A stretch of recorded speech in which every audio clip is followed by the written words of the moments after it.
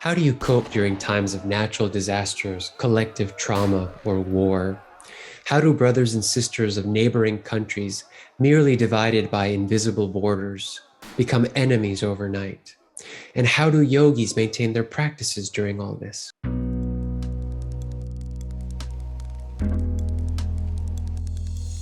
Namaskar. Welcome back to Tantra Thoughts. As the war in Ukraine continues to escalate, today I'm joined by two yogis. I'm joined by Taras Kornichuk, living in Chernitsy, Ukraine, and Nina Ulihina, who's living in Moscow currently. As a response to the war, they began a 3-hour kirtan over Zoom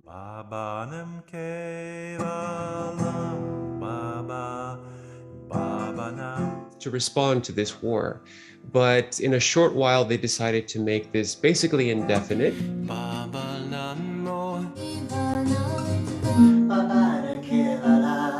In other words, 24 hours a day, and until the end of the war. So, Taras, let's begin with you. Why is it that you began this indefinite kirtan? Namaskar, Krishnatmas. Thank you for having me on this discussion and interview. Answering your question, we started from our original idea was to have Ukrainian Akhanda Kirtan for 3 hours a day, starting 5 a.m. Till 8 a.m. so that we will have a boost of energy and support for all of Ukrainians, yogis, not yogis, and in order to rise the energy up and somehow respond in a yogic way to the war.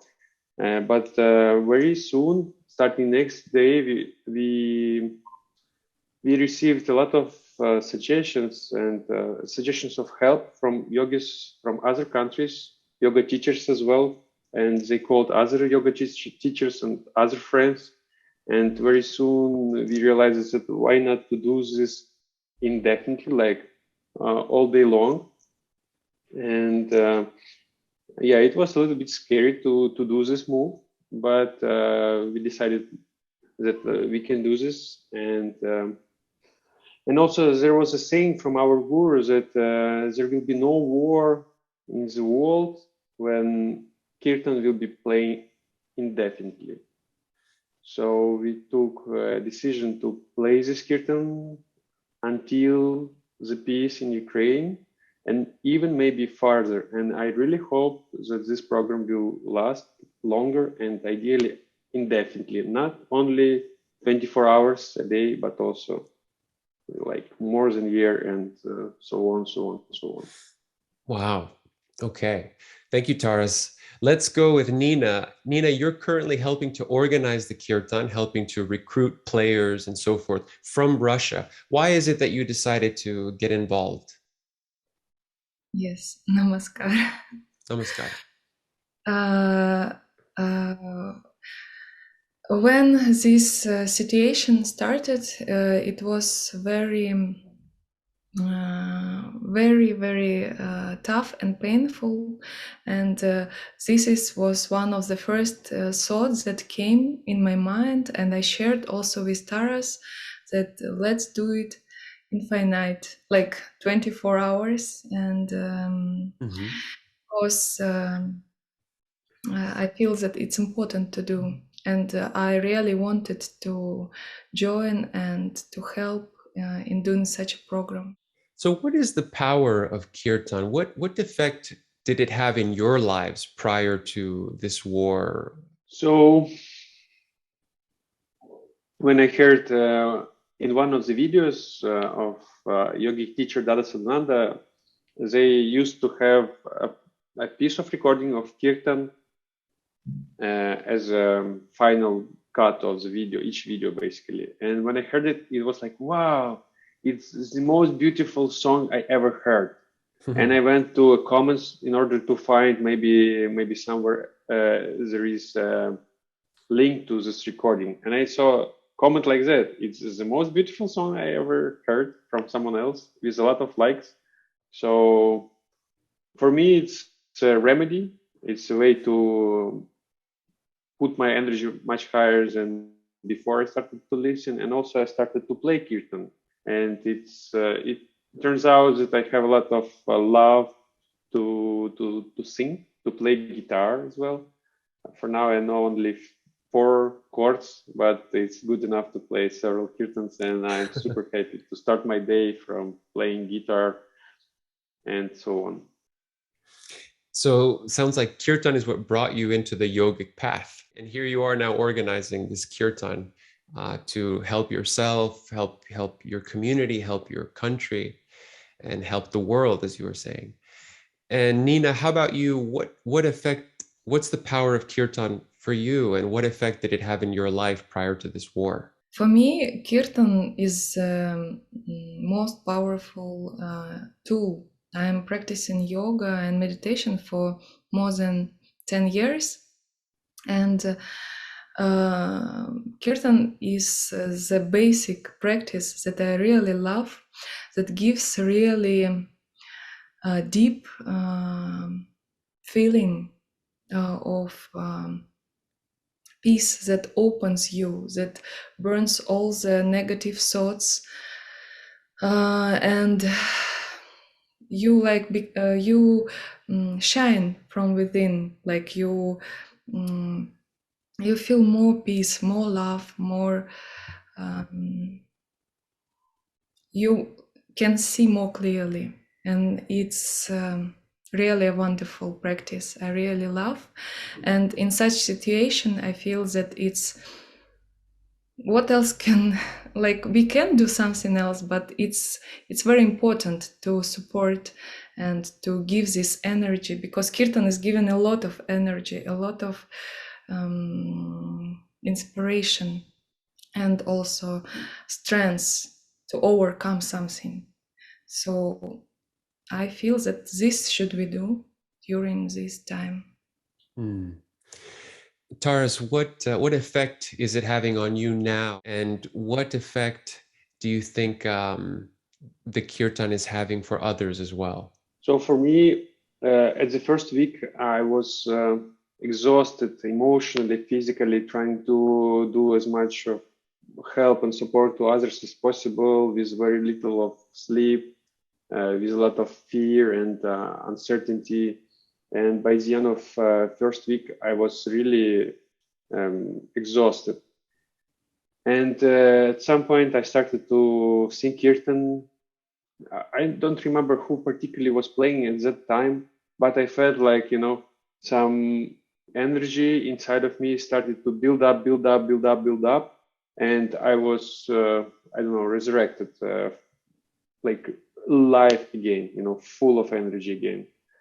Right now, I'm trying to listen to kirtan as much as I can and play kirtan as well as much as I can. And for others, I heard that it also helps them to overcome, to stay strong, to stay positive, not to go to negativity, to fear, to anger, and hate and everything like that. So it's very beneficial, and we heard a lot of feedbacks, this gratitude and support and willingness to participate and contribute to this program. So for sure, it's very important program our community is doing right now. Nina, would you mind explaining the mantra Bhavanam Kevalam, which is the mantra that's being sung in the kirtan that you're doing?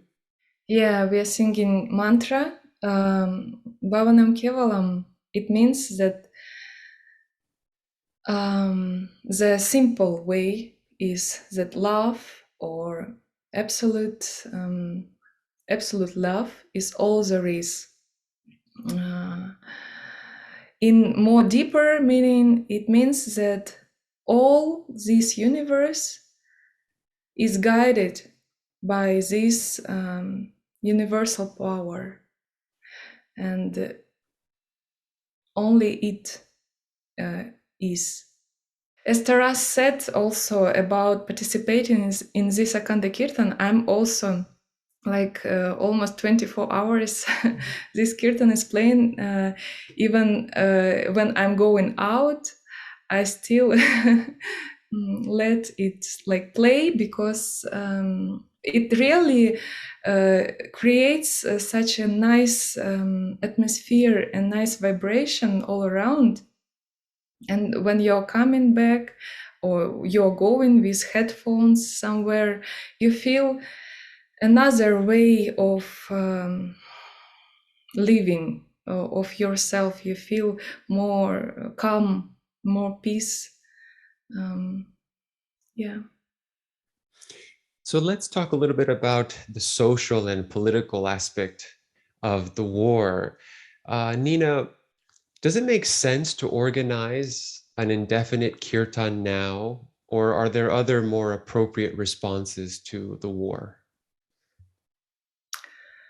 I think there are for sure more other appropriate actions that can be done, but kirtan should be for sure, because it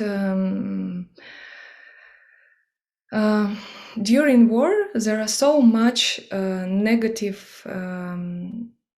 feelings and thoughts that people even cannot deal with. When the war started, it was so painful, really painful. Even though I'm not in Ukraine, I'm in Russia now, I'm in Moscow, but it was so painful. And I felt like everyone is feeling it all around, people here. And in psychic level, it's very hard also to overcome all these feelings. And I feel that Kirtan is helping in this very much, as Taras also said. I feel that also people who are practicing yoga, they in our community, they feel much more after some time better and better and better, and trying to feel more positive and to help, not only to fear and be in some stress and depression, but to help and do something for others. And how do you see, Taras, this invasion, the Russian invasion on Ukraine? What are your thoughts on the war, the causes of the war? It's clearly a lot of victims of this stupid war, and no one was expecting it will be for true, like at the end. So it was not first time when army started to build up on the border, and wave of news like, oh, it's a threat, oh, high risk, war will start this and that day, and so on. But no one was believing that it will be. And we have not expected, even though there was like news that it's coming. But when it started, from second or third day, for me it was clear that Putin's regime will fall because of the stupid war. And nowadays, I have more and more news and facts that support this point of view. So I see that the Ukraine pay a high price, first of all, in the lives of Ukrainians, kids, civil people, military people as well, infrastructure, buildings, homes, everything. But I hope that those prices will end up for Russia, Belarus, and other post-Soviet Union countries to be free from Putin's regime influence, and we'll have more democracy, more liberty, more freedom of voice, and stuff like that. So it's a fight for freedom, basically, not only for Ukraine as a nation, but also for entire Europe and even world, because after World War, it seems like humanity receives some experience and some lessons learned from it. And yesterday, one of the yogis, she said like, oh, I thought that that it's impossible to have a war in Europe anymore, but it seems like we need to have this lesson again in order to learn from it. So it's painful, it's tough, it will have consequences for both countries in different way, but I want to believe, and I clearly see that in midterm and long term, it's for better. You know, it's a little bit crazy, but I want to believe, and I see that those victims will be for good, future, for bright future. And Nina, same question for you. How do you analyze this invasion? Certainly, it's no secret that there have been sanctions on the people of Russia and some of the repercussions that the people on the ground have felt. So, how are you experiencing that? As I said, first week was like very tough emotionally, and it was very tough. But after some time, it's became more like you start to think and going out from emotions and supporting yourself also and others with practices, meditation and yoga. And about sanctions, I'm living a yogic style of life, and I'm not eating in McDonald's, or I'm not, yeah, like I'm not so much buying clothes in Zara. Like all of this now is out of our country. But for me, it's not so crucial. So, Taras, please tell us how is your life affected right now in Ukraine because of the war? So, as you know, I'm living in Chernivtsi. It's a west part of Ukraine where there is no active war going on. But we have some sort of humanitarian crisis where a lot of displaced people have come, and some of them can leave the country because they're not supposed to take part in the war. So males from 18 to 60, they're not allowed to leave the war because of a war state. And they stay at the western regions of Ukraine, displaced without war very often. Without work very often, and without homes. So, starting from the war, we accepted several guys, refugees. They stayed in my flat, and then they moved abroad. I helped them to move to the Europe and stuff. Now there is 3 families living in my 2-room apartment, and I'm living with my parents so that we can accommodate those guys. Originally, they're from Donetsk region, where war have been started 8 years ago. So they were displaced to Kiev first, and when war have been started, they have been displaced from Kiev to Zhytomyr. It's closed, one of the closest region to the Kiev, for a week or 2, but it was not so safe for them to stay there. And I invited them to come to my flat, and I left it available for them.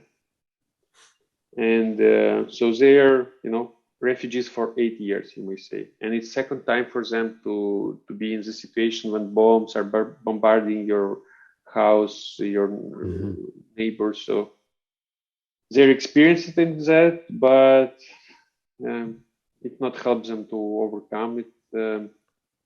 So for sure, it's much better to stay as far as possible from those bombs and stuff. So basically, we continue to work. Our IT company is working. We have started new contracts with new clients. They are from Europe. We had no clients from Ukraine, so no business have been stopped. And some clients, they even come and say, "Hey, we want to support you with this new job. We know that war is in your country. It can come to your region as well. So we have risk, but nevertheless, we want to support you." Also the same in office, we have some refugees from Kiev and other regions who came, they have flats somehow in the city and they come to office to work. So we have sort of co-working right now. And we accept them as guests. We don't call them refugees, just to help them stay in positive mood. So those guys who have traveled to Europe, we call this tourism. So it's not easy to treat it as a tourism, but it helps them to not be victims, but to see the world and come back with new impressions and be full of energy to rebuild our country back and make it thriving and flourishing, blossoming again, you know. If you had the ear of the Russian people and the ear of the Russian leaders, what would you say to them? In general, for people, I would say, please don't be silent and please get into the situation. Try to understand what is true, what's not true. Try to contact your friends or families or relatives or whatnot in Ukraine and understand what's going on to overcome propaganda and everything. Throw away your TV. Don't watch your official news and stuff. So propaganda do its job. And for leaders, it's basically regime. I'd like to ask them to go away and to ask, you know, I don't know how to properly say it, but leave country alone and able to choose their own leaders, because no democracy in Russia and Putin stayed for too long. And but good news, they're doing very bad job holding this regime with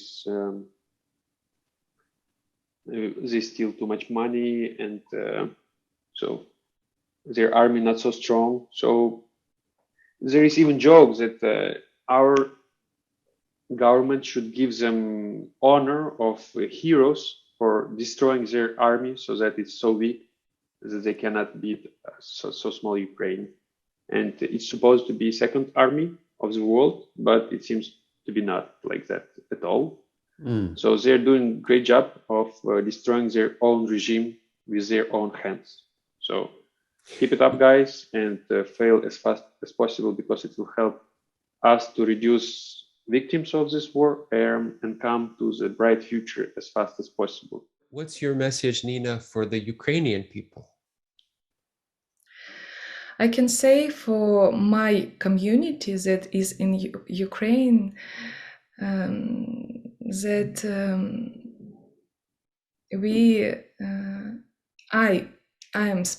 I'm trying to support while like I'm singing Kirtan, I'm trying to give some love and energy to these my beautiful brothers and sisters. I really love them, and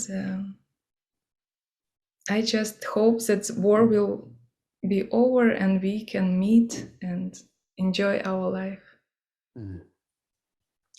And how about you, Taras? The message for your people? Do whatever you can do in your state and your position. So if it's up to you to leave the country, please do so. No problem. If it's for you to fight as an army, as a armed civil, go for it. If you're a volunteer, do your job. If you sing Kirtan, you're a hero, you know. So any response is adequate and proper one. And for sure, stay away from hate, stay away from anger. It will not help you. And some of our guys from communities, they are right now in the army. So they continue to meditate, they continue to do their practices, and we are keeping in contact with them. Other soldiers are also seeing them meditating. As they come and ask, what are you doing? Can you teach me how to meditate? Because they want to have a tool to stay in peace, even in the top notch of the war, you know, being a soldier with a gun. You don't want to be full of hate. For sure, it gives you some sort of energy. When you're angry, you mobilize your inner energy, but you cannot stay for a long period in this. But also when you're in state of love, as high as you can, you have even more energy. It's more powerful. So sooner than later, we will need to come back from the mode of destroyer and protector of our motherland to the builder. And you cannot build from anger. You can build only from love and creative energy. And when you're staying in this hate for a long period of time, you will have this post-traumatic syndrome and difficulties to overcome it. So, and I believe anger and hatred puts you down into this syndrome even more. So, thinking Kirtan, do meditation. If you know how to do this, learn how to do this. If you don't know, sing any song. Do jokes. I don't know, do TikToks. Do jokes from stupid Russian army, you know? Why not? So, and we have a lot of this stuff, and I'm having quite a lot of fun from this stuff, you know, just to keep your mood up with a positive. So I don't know if it's somehow relevant, but it helps us to overcome all of the stresses, you know. And yeah, in general, help your neighbors, your closest relatives, whoever is around you, treat them as yourself, and help him as much as you can. Get a taste of the mantra Bhavanam Kevalam that is in the Kirtan that Taras and Nina are organizing by clicking on this video right over here and listening to an album of Kirtan music using that mantra. It's amazing to see how spiritual tools can help us cope during terrible times like war. Click on the video, and I hope you enjoy the Kirtan. Namaskar.